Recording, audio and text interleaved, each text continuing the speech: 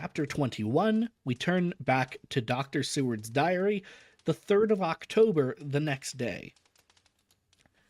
Allow me to put down with exactness all that happened as well as I can remember it, since last I made an entry. Not a detail that I can recall must be forgotten.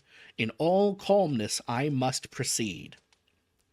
When I came to Renfield's room, I found him lying on the floor on his left side in a glittering pool of blood. When I went to move him, it became at once apparent that he had received some terrible injuries. There seemed none of that unity of purpose between the parts of the body which marks even lethargic sanity. As the face was exposed, I could see that it was horribly bruised, as though it had been beaten against the floor. Indeed, it was from the face wounds that the pool of blood originated. The attendant who was kneeling beside the body said to me, as we turned him over, "I think, sir, his back is broken. See, both his right arm and leg and the whole side of his face are paralyzed."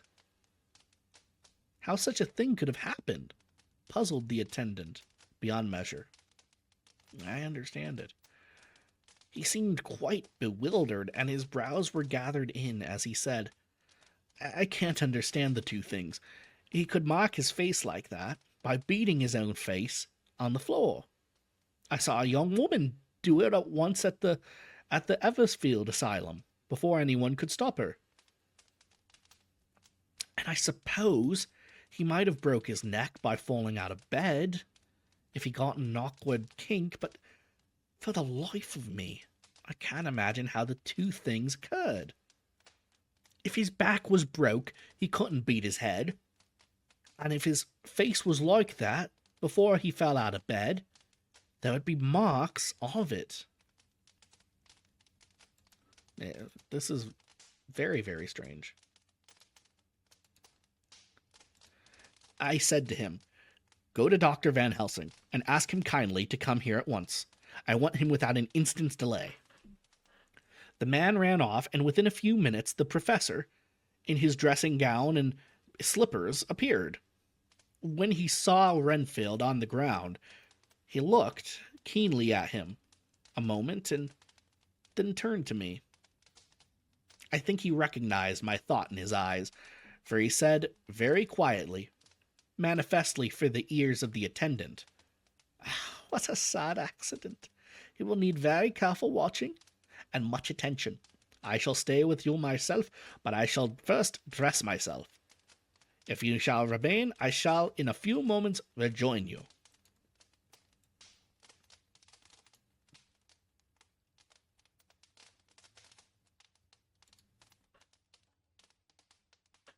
Oh dear. The teleprompter has jumped on me.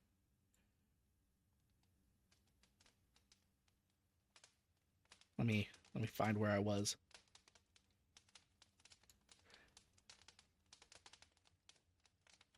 Almost there. Here we are. The patient was now breathing stertorously, and it was easy to see that he had suffered some terrible injury. Van Helsing returned with extraordinary clarity, bearing with him a surgical case. He had evidently been thinking and had made his mind up, for almost before he looked at the patient, he whispered to me, "Send the attendant away. We must be alone with him when he becomes conscious after the operation." So I said, "I think that will do now, Simmons. We can have done all that we can at present. You had better go your round, and Dr. Van Helsing will operate. Let me know instantly if there be anything unusual anywhere." The man withdrew, and we went into a strict examination of the patient. The wounds of the face were superficial. The real injury was a depressed fracture on the skull, extending right up through the motor area.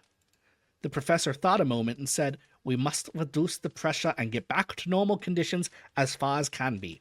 The rapidity of the suffusion shows the terrible nature of his injury. The whole motor area seems to be affected. The suffusion of the brain will increase quickly, so he must caffeine at once or it may be too late." As he was speaking, there was a soft tapping at the door. I went over and opened it and found in the corridor without Arthur and Quincy in pajamas and slippers. The former spoke. I heard your man call up Dr. Van Helsing and tell him of the accident, so I woke Quincy, or rather called for him as he was not asleep. Things are moving too quickly and too strangely for sound sleep for any of us these times. I've been thinking that tomorrow night we'll not see things as they have been. We'll have to look back and forward a little more than we have done. May we come in? I nodded and held the door open till they had entered, then I closed it again. When Quincy saw the attitude and state of the patient and noted the horrible pool on the floor, he said softly, "My God, what's happened to him? Poor devil."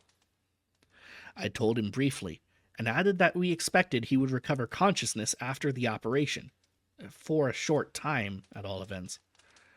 He went at once and sat down on the edge of the bed with Lord Godalming beside him. We all watched in patience. "We shall wait," said Van Helsing, "just long enough to fix the best spot for trephining, so that we may most quickly and perfectly remove the blood clot, for it is evident that the hemorrhage is increasing." The minutes during which we waited passed with fearful slowness. I had a horrible sinking in my heart, and from Van Helsing's face I gathered that he felt some fear or apprehension as to what was to come. I dreaded the words that Renfield might speak. I was positively afraid to think, but the conviction of what was coming was on me, as I have read of men who have heard the death watch.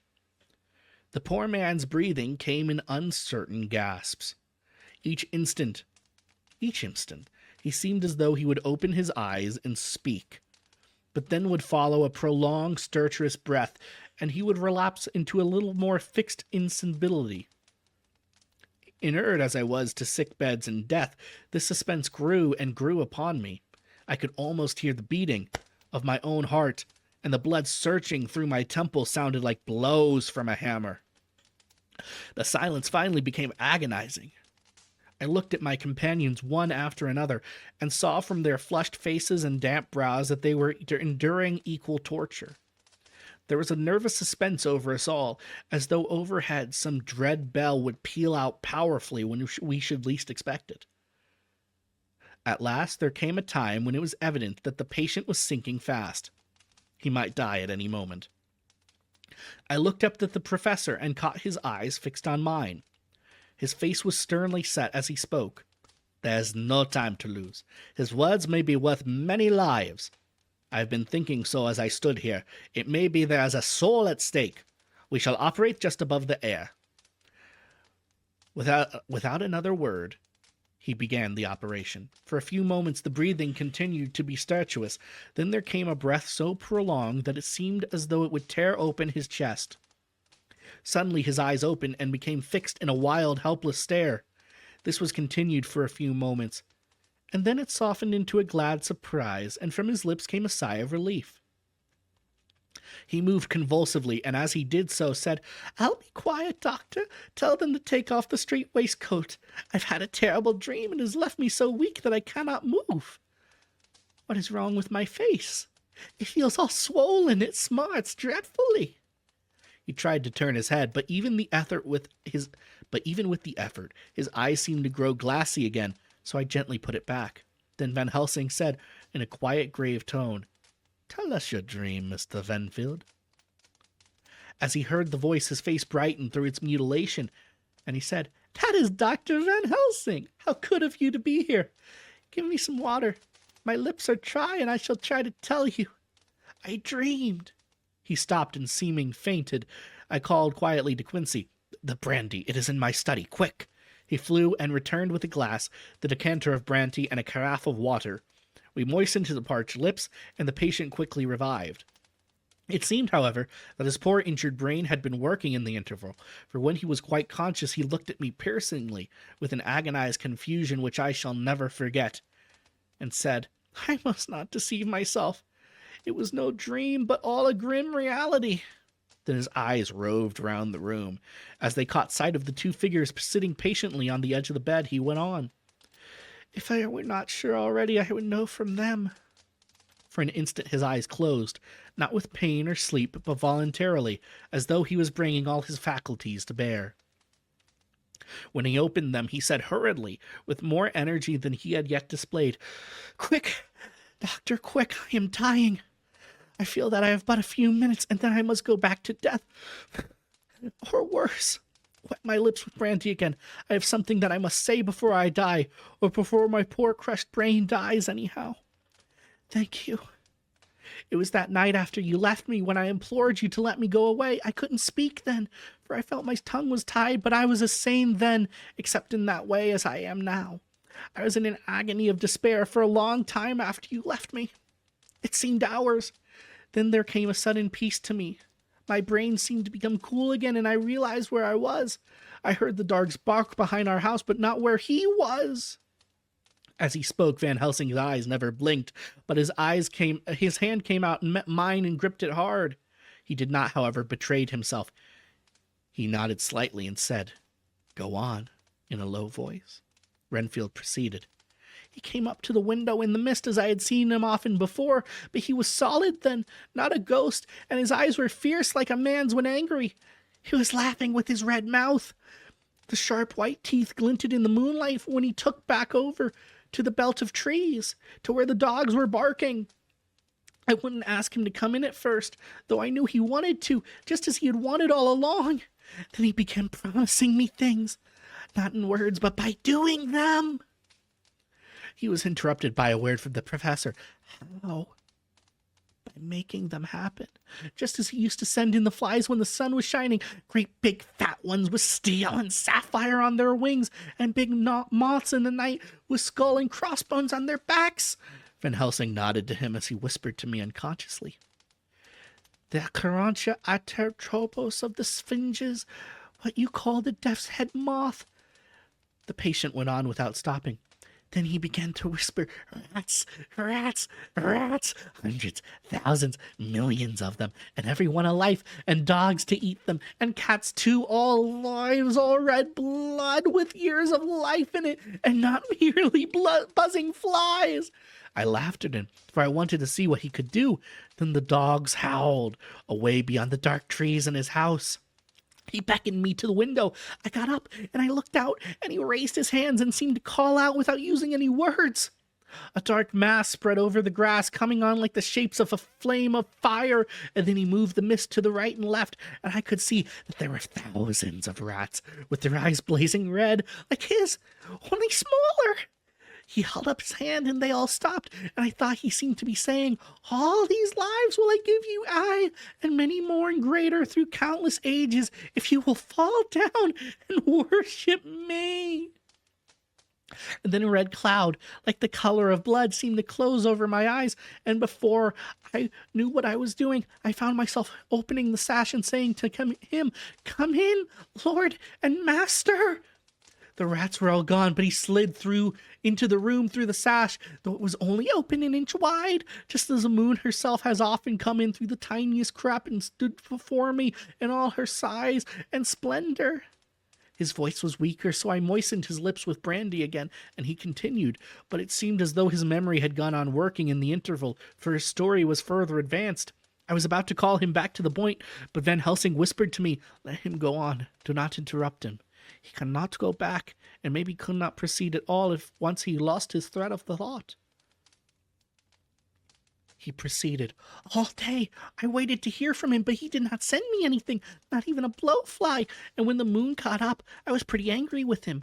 When he slid in through the window, though it was shut, and did not even knock, I got mad with him.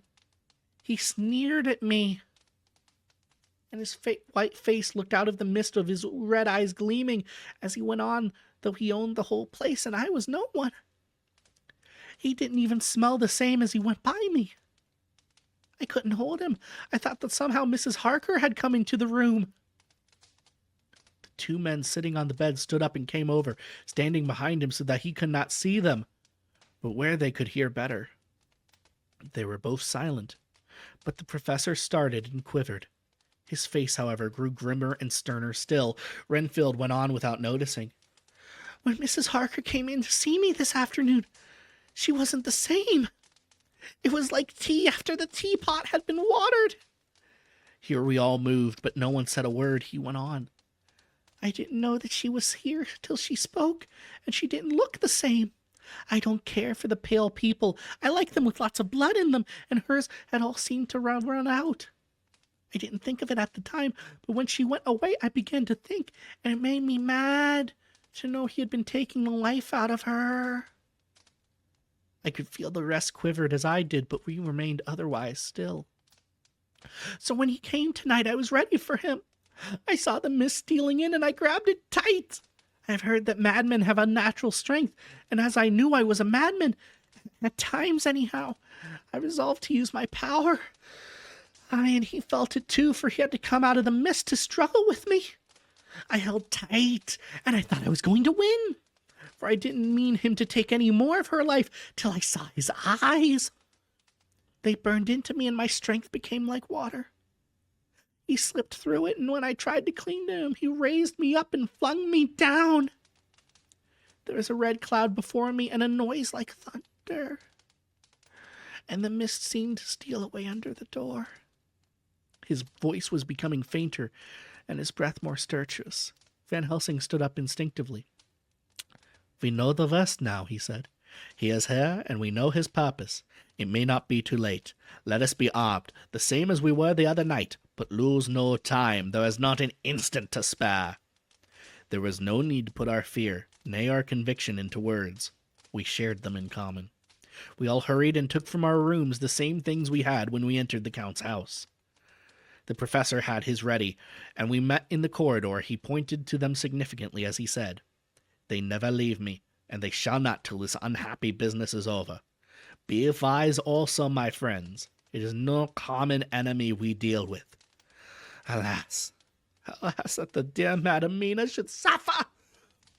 He stopped. His voice was breaking, and I do not know if rage or terror predominated in my own heart. Outside the Harkers' door we paused. Art and Quincy held back, and the latter said, "Should we disturb her?" "We must," said Dr. Van Helsing grimly. "If the door be locked, I shall break it in. May it not frighten her terribly. It is unusual to break into a lady's room." Van Helsing said solemnly, "You are always right, but this is life and death.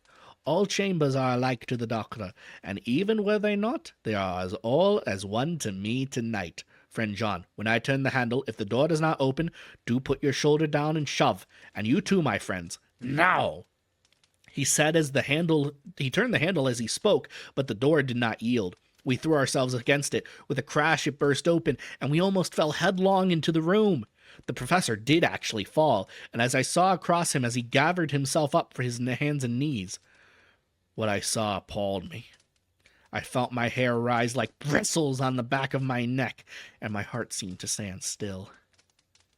The moonlight was so bright that through the thick yellow blind the room was light enough to see. On the bed beside the window lay Jonathan Harker, his face flushed and breathing heavily as though in a stupor.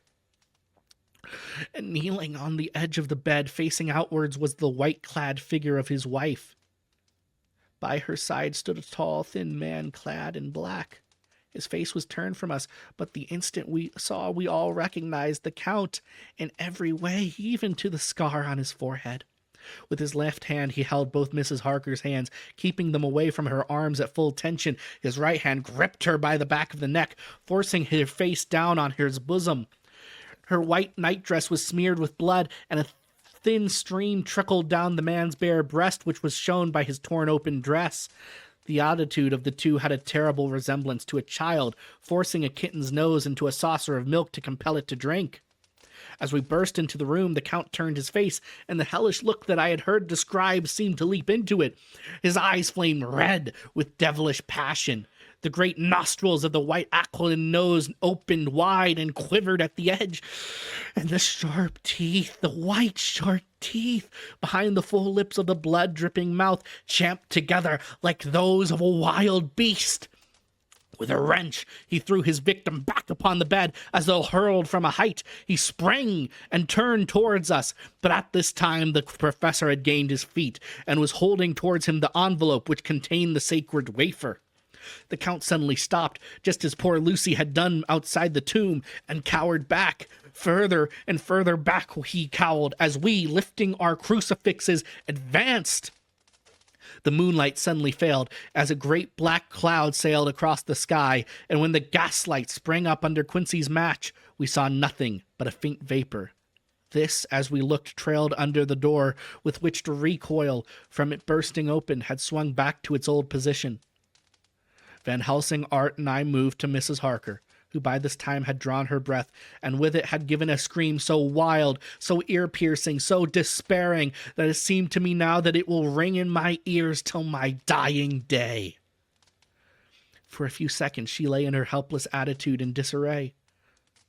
Her face was ghastly, with a pallor which was accentuated by the blood which smeared her lips and cheeks and chin. From her throat strip trickled a thin stream of blood. Her eyes were mad with terror. Then she put before her face her poor crushed hands, which bore on their whiteness the red mark of the Count's terrible grip. And from behind them came a low, desolate wail, which made the terrible scream seem only the quick expression of an endless grief. Van Helsing stepped forward and drew the coverlet gently over her body, whilst Art, after looking at her face for an instant despairingly, ran out of the room. Van Helsing whispered to me, "Jonathan is in a stupor such as we know the vampire can produce.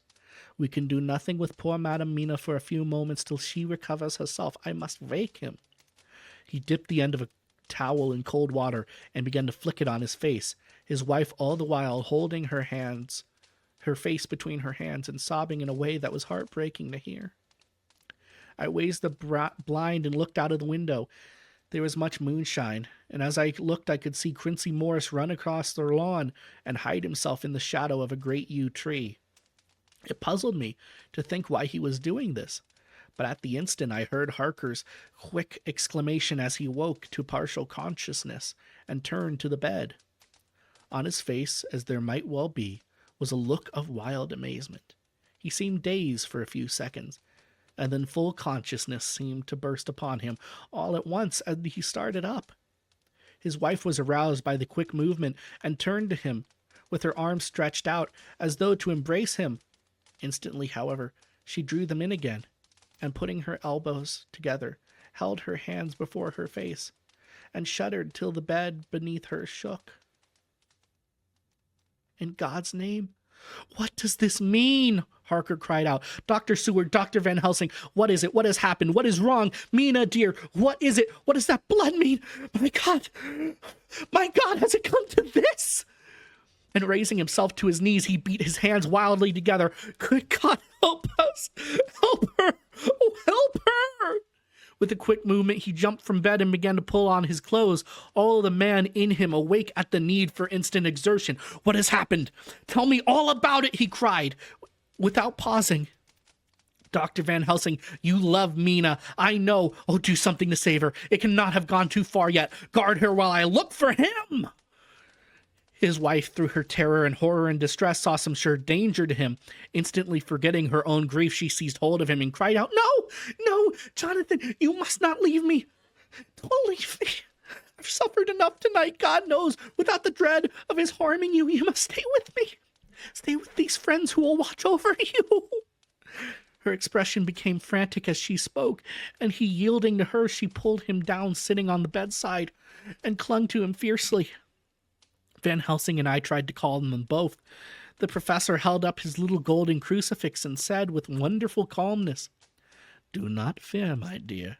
We are here, and while this is close to you, no foul thing can approach. You are safe for tonight, and we must be calm and take counsel together." She shuddered and was silent, holding her head on her husband's breast. When she raised it, her white night robe was stained with blood where her lips had touched, and where the thin open wound in her neck had sent forth drops. The instant she saw it, she drew back with a low wail and whispered, amidst choking sobs, "Unclean, unclean, I must touch him or kiss him no more. Oh, that it be that it is who I am, who now his worst enemy, and who he may have most cause to fear." To this he spoke out resolutely, "Nonsense, Mina. It is a shame to me to hear such a word. I have not heard of you, and I shall not hear it of you.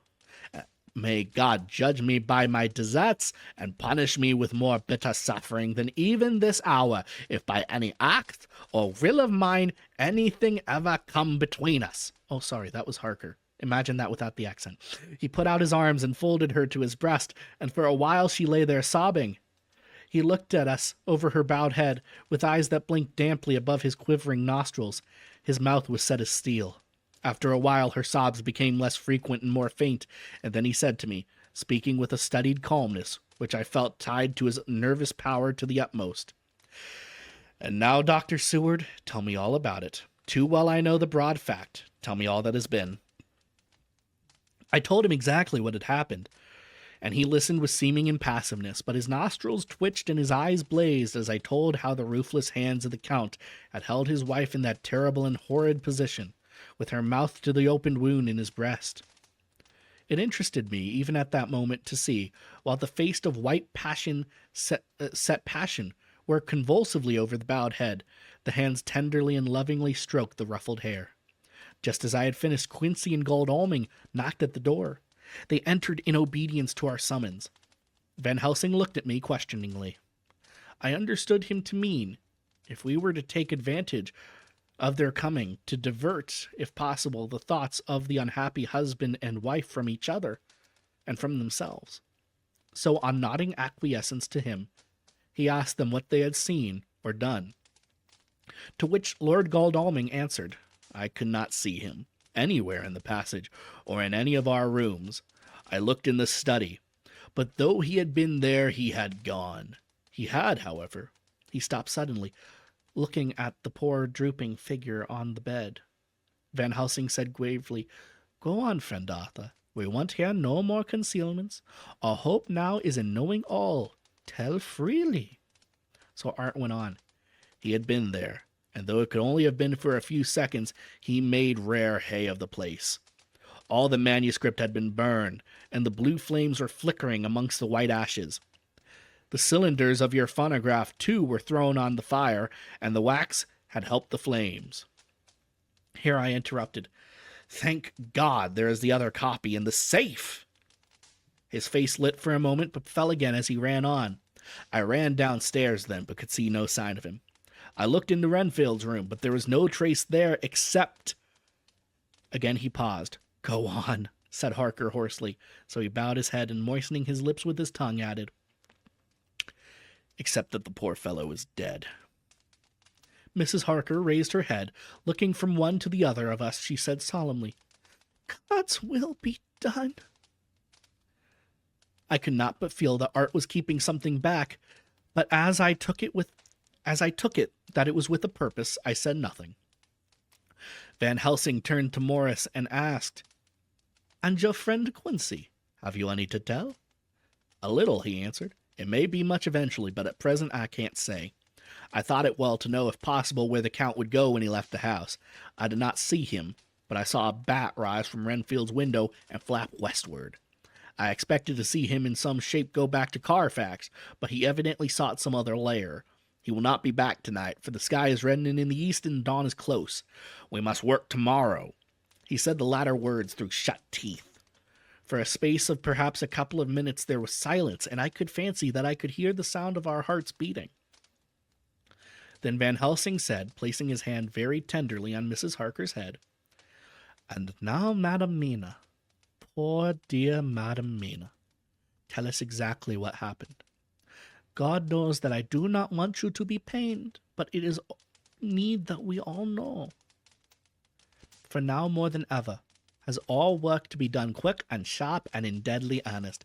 The day is close to us that must end all, if it may be so, and now is the chance that we may live and learn. The poor dear lady shivered, and I could see the tension of her nerves as she clasped her husband closer to her and bent her head lower and lower still on his breast. Then she raised her head proudly and held out one hand to Van Helsing, who took it in his, and after stooping and kissing it reverently, held it fast. The other hand was locked in that of her husband, who held his other arm thrown round her protectingly.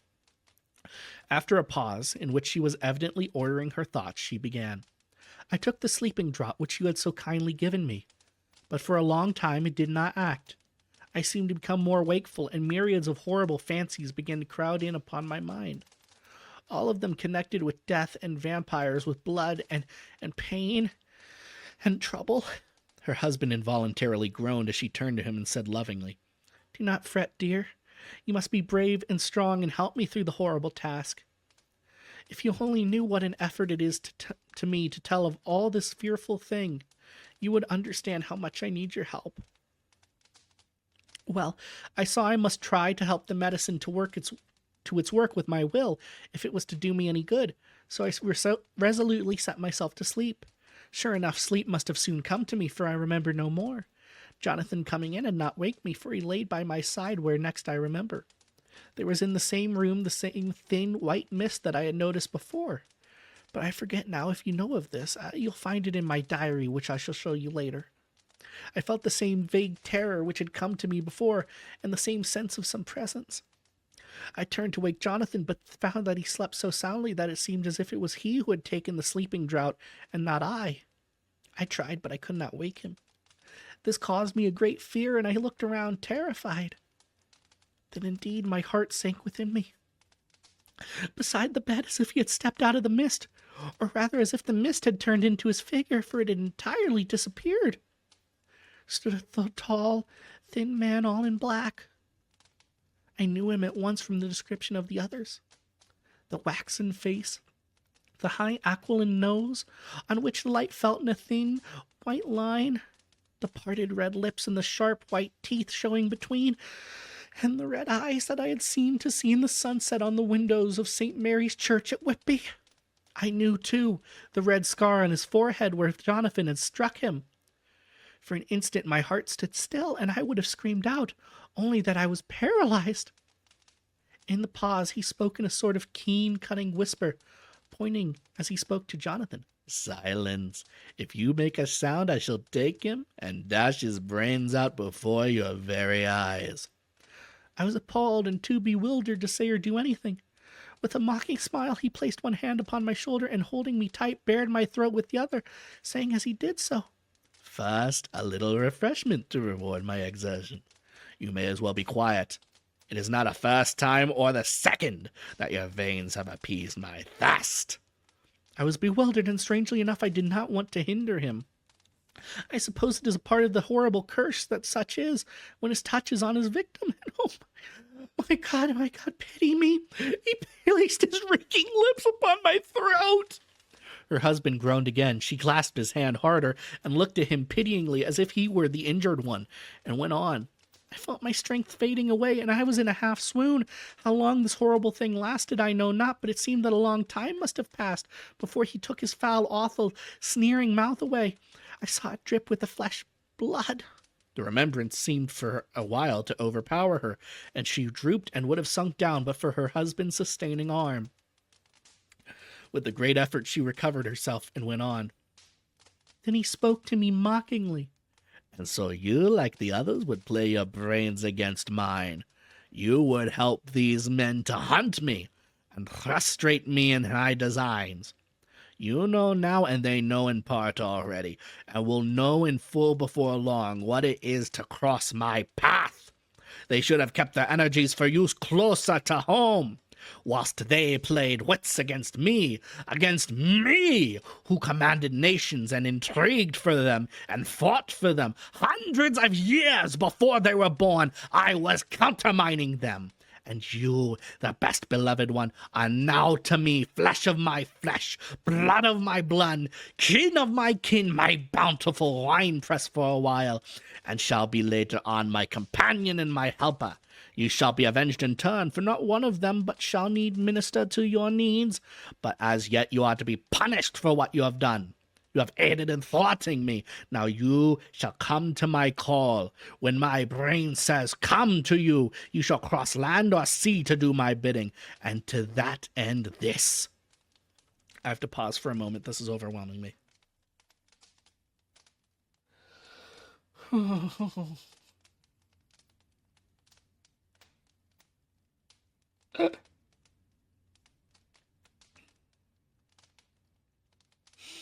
Forgive me. Forgive me. My eyes darted down to the next, and it is an awful thing I must read. A warning to all who listen that this next may not be suitable. With that, he pulled open his shirt, and with his long, sharp nails opened a vein in his breast. When the blood began to spurt out, he took my hands in his, holding them tight, and with the other seized my neck and pressed my mouth to his wound, so that I must either suffocate or swallow some of... Oh my God, what have I done? What have I done to deserve such a fate? I who have tried to walk in meekness and righteousness all my days. God, pity me! Look down on a poor soul in worse than mortal peril, and in mercy pity those to whom she is dear. Then she began to rub her lips as though to cleanse them from pollution. As she was telling her terrible story, the eastern sky began to quicken, and everything became more and more clear. Harker was still and quiet, but over his face, as the awful narrative went on, came a gray look which deepened and deepened in the morning light, till when the first red streak of the coming dawn shot up, the flesh stood darkly out against the whitening hair. We have arranged that one of us is to stay within call of the unhappy pair till we can meet together and arrange about taking action. Of this I am sure. The sun rises today on no more miserable house in all the great round of its daily course. And that is the end of chapter 21.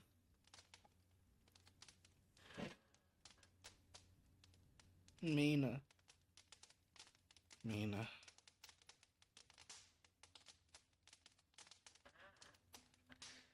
Having read that, I feel myself as pale and as weak as she. I have no faculty amongst myself to analyze, though I do believe the writing in this bit has analyzed itself well enough. All things are now known. How Renfield let in Dracula, how he was in his madness controlled, how he was killed, how Mina has been attacked and quite possibly turned, and how such a thing may even happen. How Jonathan was none the wiser to any of it.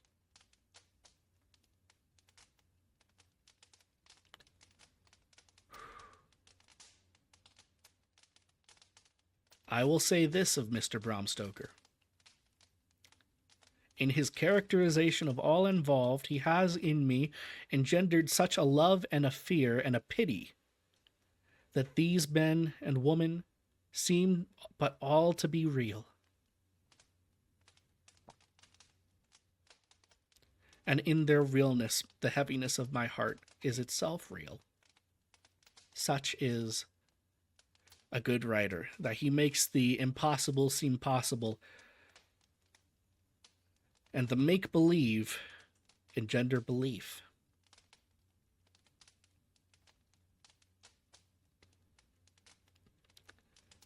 Let's find someone to raid. And having decided such, it is time to say goodbye to YouTube. Thank you for coming along. Goodbye, YouTube. For the YouTube VOD frogs, whoever you may be, I will eventually get these edited and posted from the full proper stream so you don't have to watch it in vertical.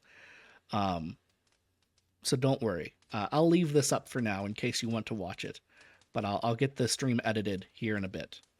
Probably Tuesday at this rate. If I can remember to do it, and if I can bear to watch this back. Good God, what a chapter. Chapter 20. Ooh, clerical work. Finding boxes. Chapter 21. A man is dead, and Mina Harker is a vampire. Well, not much to do there, I guess. All right, thanks everyone for coming by. I hope you have a nice day.